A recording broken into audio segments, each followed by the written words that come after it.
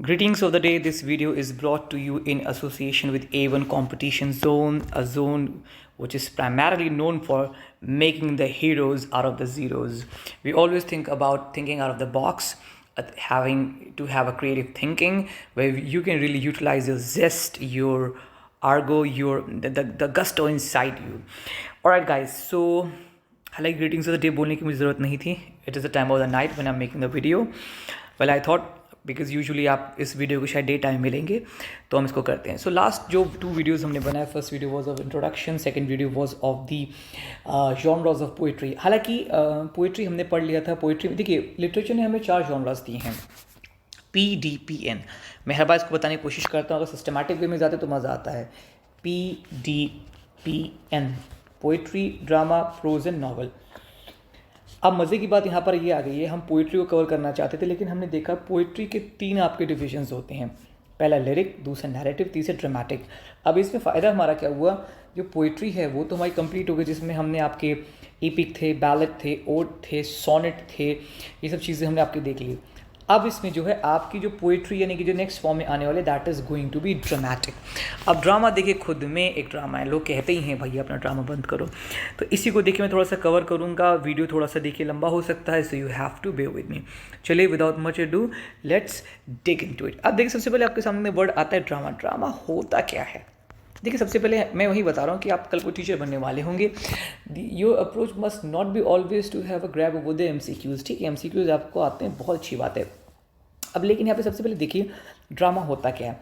तो देखिए drama is a literally composition which develops through dialogues and action amongst the characters on the stage. Obvious ही बात है, पहली एक छोटा बच्चा अगर आपसे पूछता है कि भैया भैया ये बताओ, आप दिन भर पढ़ते रहते हो लेकिन ड्रामा होती क्या है, तो देखिए इसमें लिखा क्या हुआ है कि ड्रामा वो चीज़ होती है which is developed through dialogues and action amongst the characters on the stage.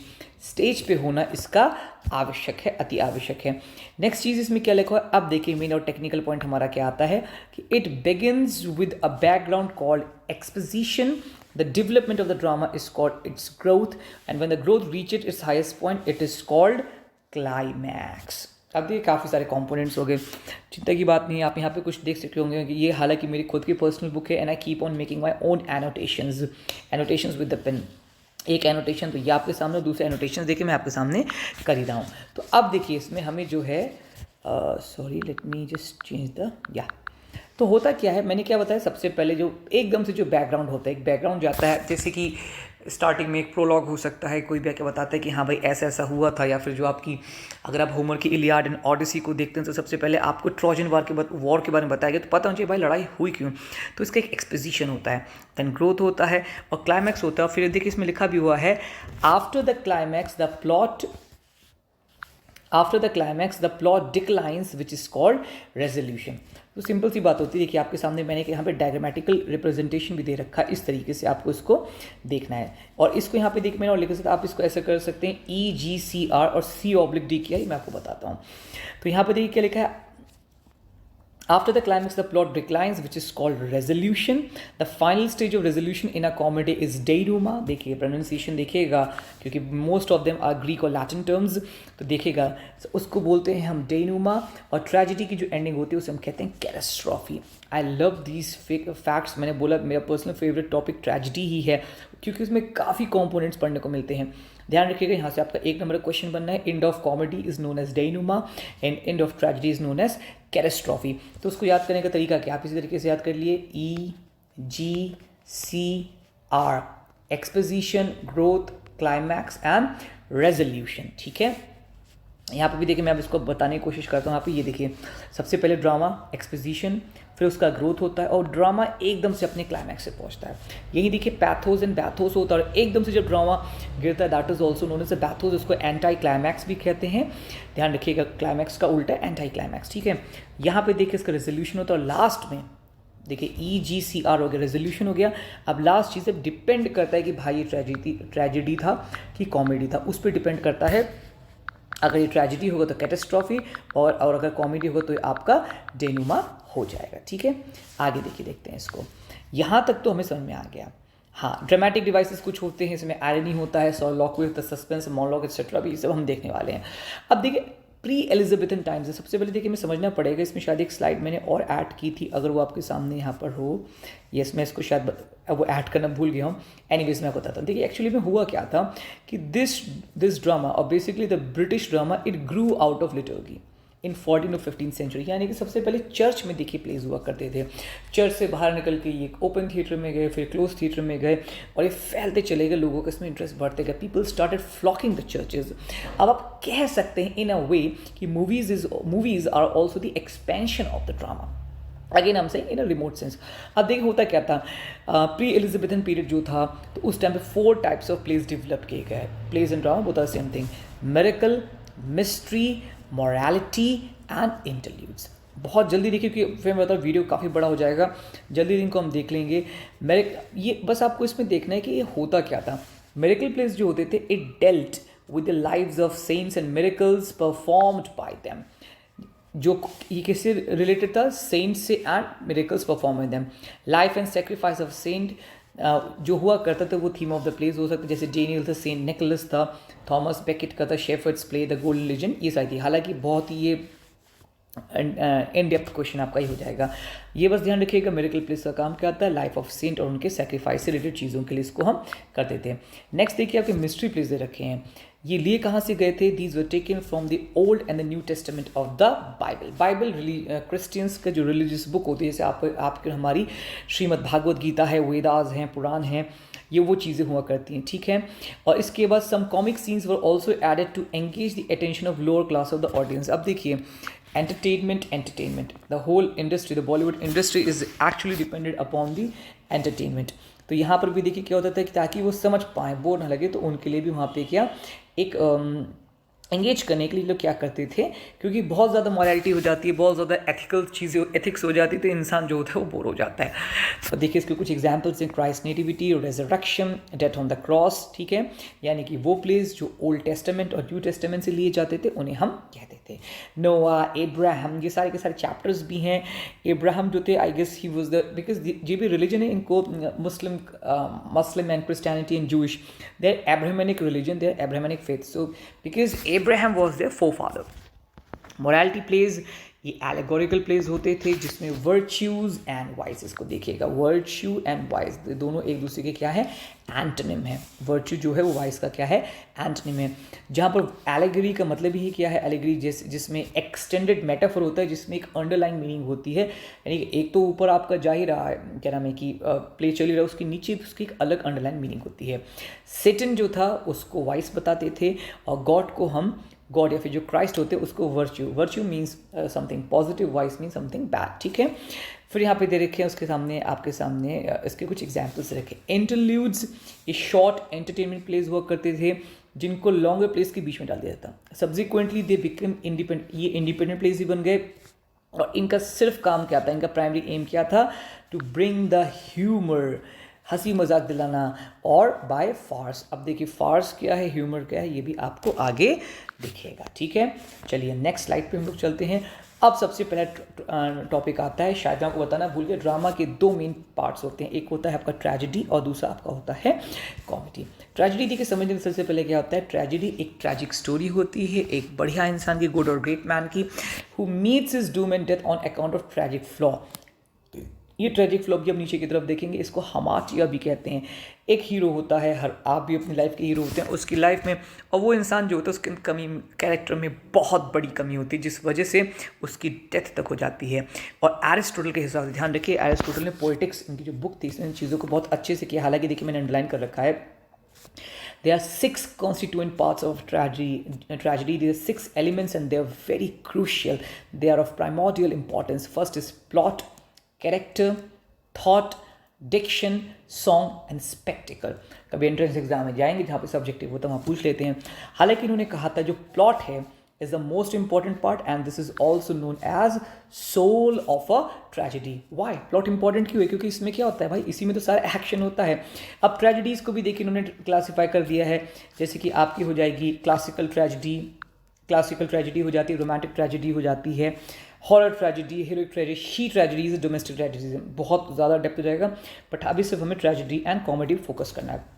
अब देखिए जो हीरो ऑफ अ ट्रेजेडी होता है वो बहुत ही ग्रेट मैन होता है, वो एक किंग हो सकता है, प्रिंस हो सकता है, ग्रेट जनरल हो सकता है, जिसमें एक स्लाइट फ्लॉ होती है बहुत, मैं इसलिए बोलते हैं एक चीज़ बोला जाता है ना कि आपकी 100 अच्छाइयों को एक आपकी बहुत बड़ी कमी जो होती है उसे ढक सकती है, वही काम यहाँ पर होता है। And this slight flaw, slight मतलब छोटी सी जो फ्लॉ होती है, becomes the cause of his emotional and spiritual crisis and death. सोच रहे हैं आप, ज़रूरी नहीं कि वो मरे ही मरे, यूजुअली डेथ होती है, बट उसका एक क्राइसिस अगर इमोशनल और स्पिरिचुअल लेवल पे होता है तो वो भी देखिए उसका पार्ट वहाँ पर होता है।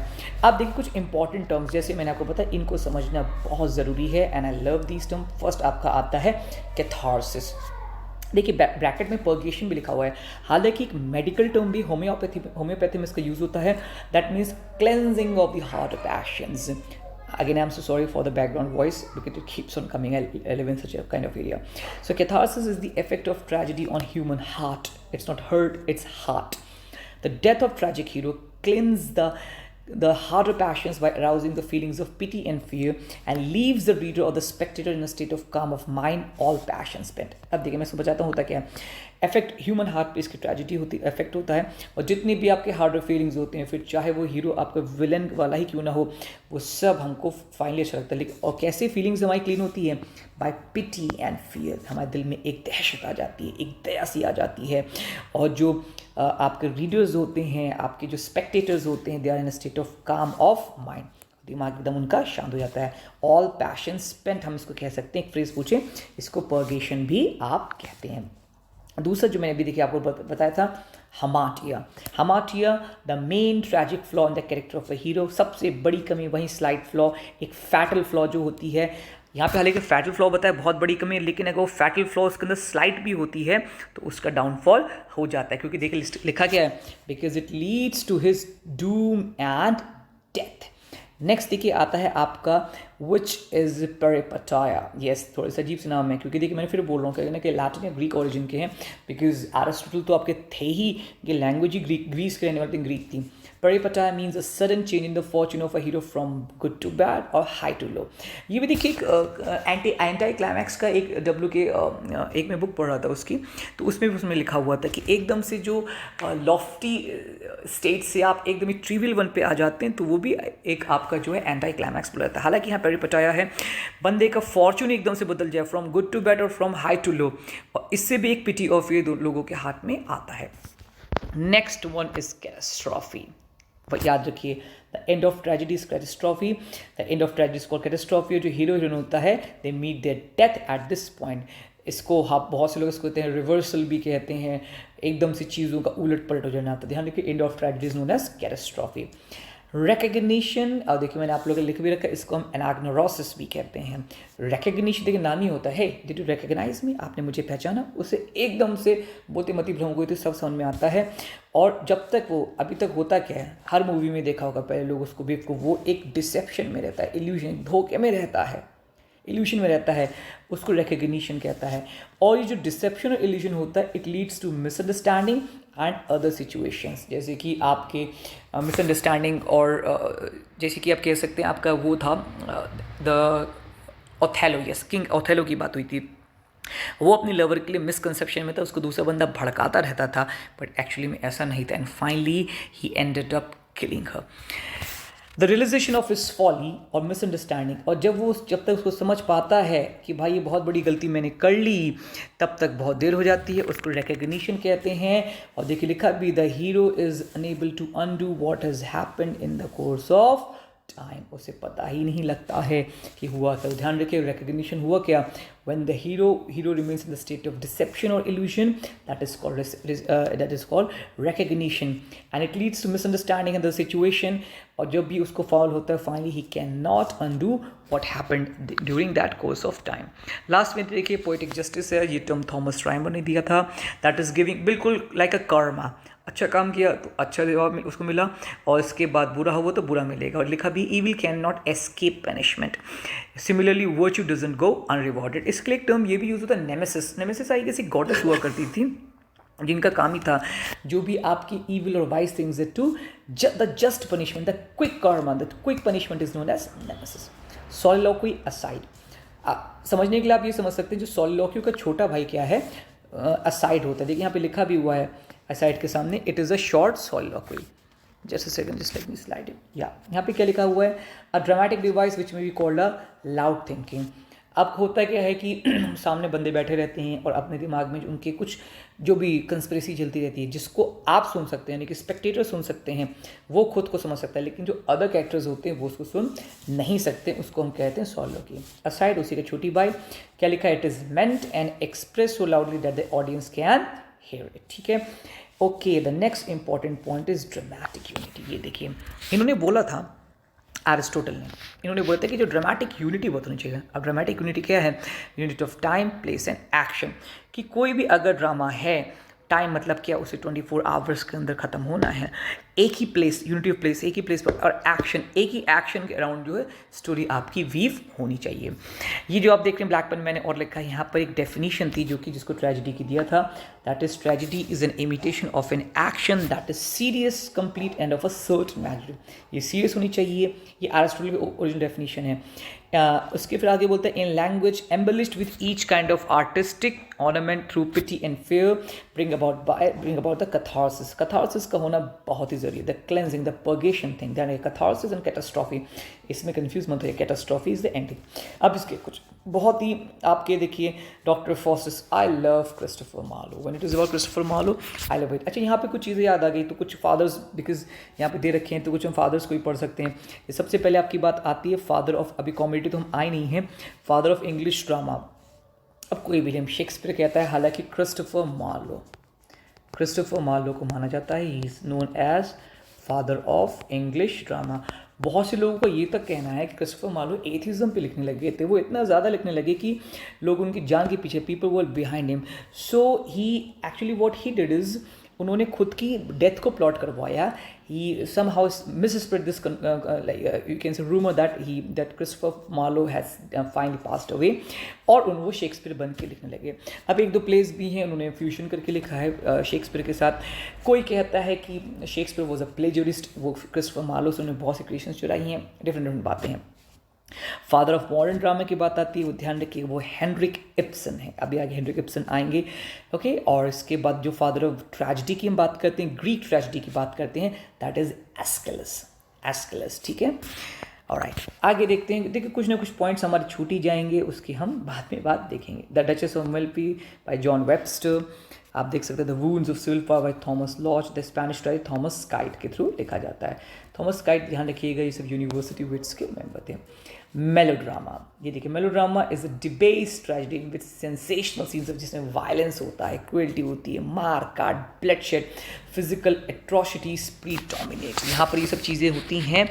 और इस चीज़ में होता क्या है, इसमें यूजुअली जो विलन होता है वो पूरे प्लॉट को कंट्रोल करता है, मतलब अंत तक भाई आपका जो हीरो होता है वो बुरी स्थिति में रहता है, और जो हीरो एंड हीरोइन होते हैं, they are mere puppets in the hand of a villain. देखिए Maid's Tragedy, White Devil, the Duchess of Malfi, देखिए फिर से वहीं आ गया, ठीक है। और the Duke of Milan by Philip Massinger, और फ्रांसिस बेमॉन्ट के एक दो हैं।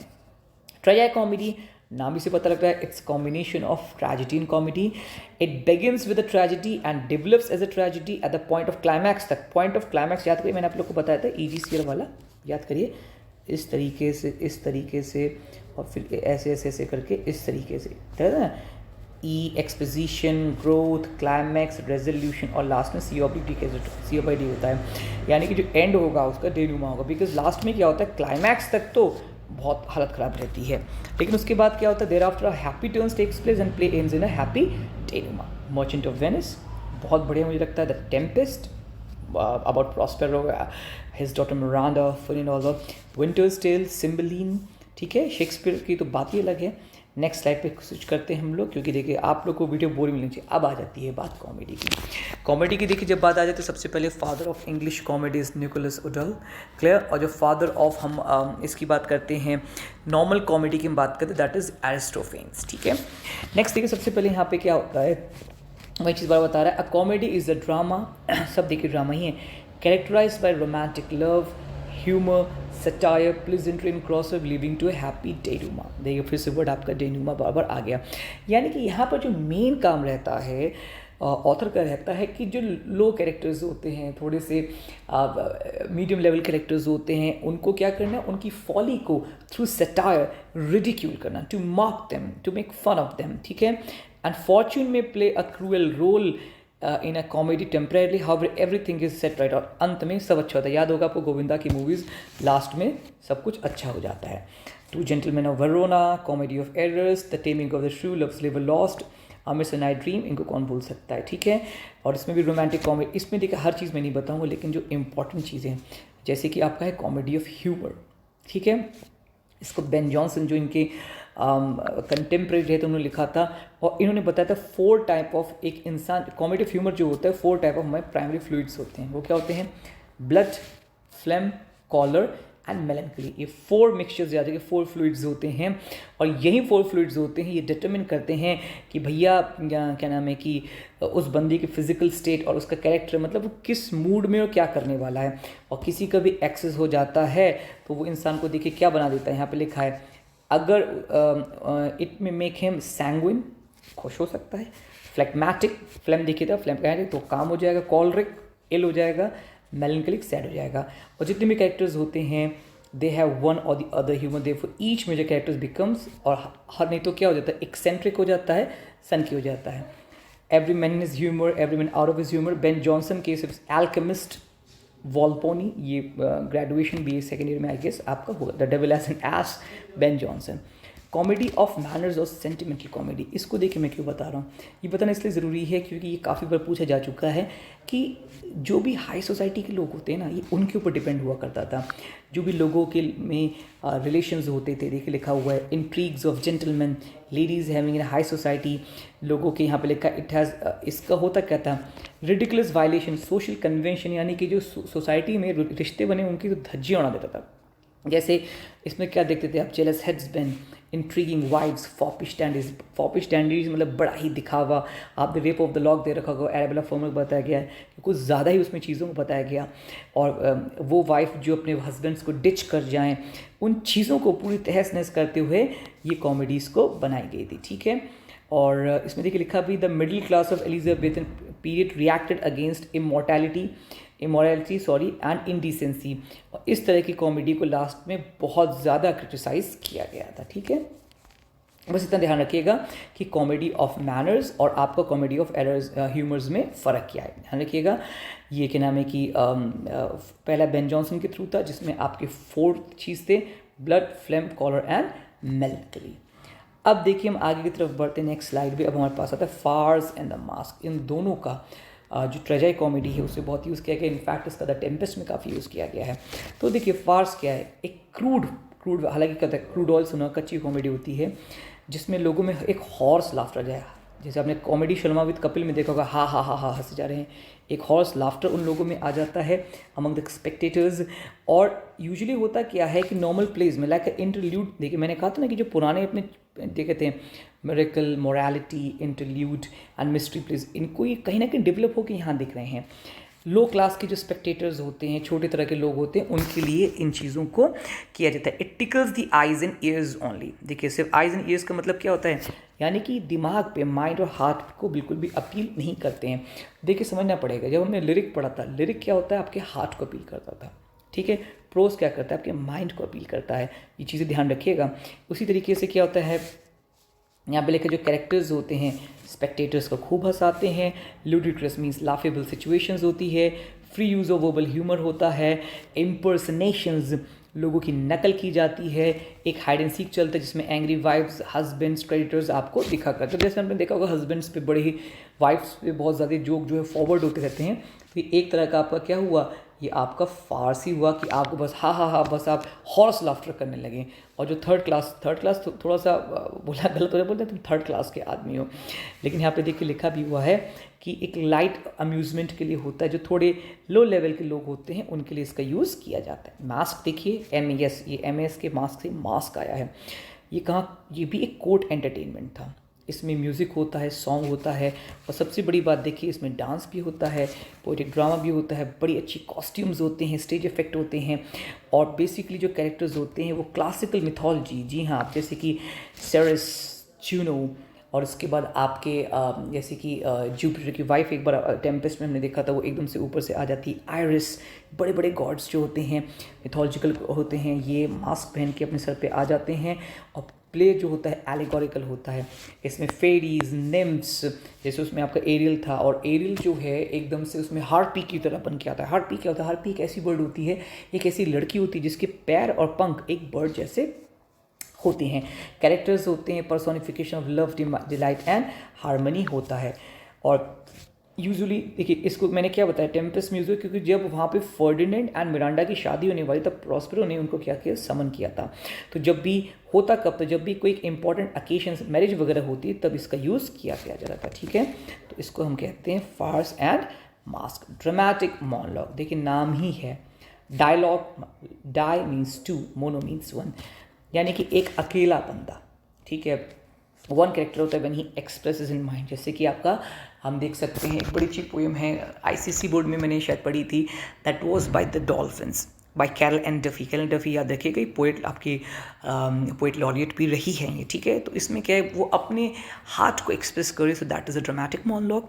नेक्स्ट अगर आप देख रहे हैं यहाँ पर मैथ्यू आर्नल्ड की जो डावर बीच है, it is also a sort of a monologue with the like, it's like a lyric but there is an एलिगेट नोट इनसाइड इट। ठीक है, अब इस डायलॉग में देखिए लॉन्ग पोएटिक स्पीच होती है, कैरेक्टर अपने माइंड को ओपन करता है टू द स्पेक्टेटर्स। ठीक है, और वहाँ पर ही लोगों को पता लग जाता है एक बंदा है अकेला बोलते जा रहा है। देखिए ब्राउनिंग और टेनिसन इसके दोनों मास्टर हुआ करते थे। ठीक है, यहाँ पे कुछ देखिए इसके एग्जाम्पल्स दे रखे। माई लास्ट डिचेस, ये बहुत ज़्यादा पूछा था। Prospice by Robert Browning, Tennyson and Browning, इन दोनों पे ही इसका काफ़ी ज़्यादा जाता है। देखिए the Love Song of J Alfred Prufrock by टी.एस. एलियट, पीजीटी इंग्लिश में बहुत इंपॉर्टेंट है ये। लास्ट आई गेस नो, मैंने फिर बोला, देखिए वीडियो काफ़ी बड़ा हो जाएगा क्योंकि जब चीज़ों को हमें करना पड़ता है। पोइटिक प्ले देखिए मैं इसको जल्दी से कर देता हूँ, बाकी आप स्नैपशॉट से देख सकते हैं। पोइटिक प्ले देखिए होता क्या है, एक इस तरह के play, it is how is it different from the normal stage. देखिए यूजुअली होता क्या है कि एक प्ले के लिए क्या आवश्यकता होती है, थिएटर, देखिए यहाँ पे लिखा होता है थिएटर की आवश्यकता होती है, स्टेज की आवश्यकता होती है, एक्टर्स की आवश्यकता होती है, ऑडियंस की होती है। लेकिन सबसे खास बात क्या पोएटिक प्ले होती है, it has to be only read by reader anywhere, फिर चाहे आपका ड्राइंग रूम हो या फिर स्टडी रूम हो। ठीक है, नेक्स्ट देखिए इधर का, इट इज़ ऑल्सो, इसको लिरिकल प्ले और अ क्लॉजेट प्ले भी कहते हैं। यूजुअली इसको ब्लैंक वर्ड्स में लिखा जाता है। ब्लैंक वर्ड्स के बारे में शायद मैं आपको पिछली वीडियो में बता चुका हूँ। Blank words is a sort of words जिसको एम्बिक पेंटामीटर में रहते हैं, जिसमें किसी भी तरह की कोई राइमिंग स्कीम नहीं होती है। ठीक है, नेक्स्ट देखिए आपका आ जाता है प्रॉब्लम प्ले। अभी देखिए हेनरिक इब्सन की बात ही हुई थी। प्रॉब्लम प्ले इस तरह का होता है जिसमें social, legal, economic, human, political problems होते हैं सोसाइटी की। जैसे कि आपका जॉन गाल्सवर्दी का क्वालिटी बहुत अच्छा प्ले था, गेस्ल ब्रदर्स के बारे में, ये भी तरह का प्रॉब्लम प्ले होता है। और हेनरिक इब्सन जो नॉर्वे के थे, इनको ओरिजिनेटर बोला जाता है। देखिए जॉन गाल्सवर्दी का मैं नाम लिया आगे, जी.बी. शॉ, उन्होंने काफ़ी सारे देखिए इसके लिखे। देखिए जी.बी. शॉ के I love Pygmalion, man and superman, arms and the man, सीजन and Cleopatra by GB. Shaw. और देखिए द स्ट्राइफ, लॉयल्टीज, जस्टिस, ये सारे के सारे जो हैं आपके प्रॉब्लम प्लेस में आते हैं। लास्ट यार द वन एक्ट प्ले, नाम ही इसका। अब लोगों में देखिए इमेजिनेशन खत्म होता चला गया। सो जो प्लेस थे पहले क्या हुए, ये 5 एक्ट लिखे जाते थे। यूजुअली होता था कि 4th एक्ट पे ही आपका जो है क्लाइमैक्स आ जाया करता था, उसके बाद जो है आपका ये चीज़ आया करता था। लेकिन 1 एक्ट प्ले देखिए अब आ गए और 20th सेंचुरी में स्टार्ट किए गए। Now they have become so popular that they have out 5 act play का तो ज़माना ही चला गया है। और देखिए दे आर बीइंग पेट्रोनाइज्ड, यानी कि इनको बाकायदा काफ़ी संरक्षण दिया जा रहा है, इनको एनकरेज किया जा रहा है एजुकेशनल इंस्टीट्यूशन में। ठीक है, इसका कोई भी एक्शन नहीं, कोई डायलॉग नहीं है और कोई भी प्ले राइट इसको कभी भी कैसे भी यूज़ कर सकता है। तो this is an act play, बहुत ही रेयरली पूछा जाता है। और स्टूडेंट्स, तो आई होप आपको अच्छा लगा होगा। ज़्यादा मैं कोशिश करता हूँ 30 मिनट्स मैक्सिमम में वीडियो लेंथ रखूँ, आपको पसंद आया होगा, समझ में आया। अगर कोई भी क्वेरी है please connected with us with A1 Competition Zone. We work under the auspices, tutelage and protection, and you can say he is a patron of ours. Like as हमने देखा patronized, we are actually patronized by him with Dr. Devin Suryavanshi, a man of intellect, a man of high morals. Stay with us, connect with us, keep on preparing. And again, my last slogan is, guys, it's only about you.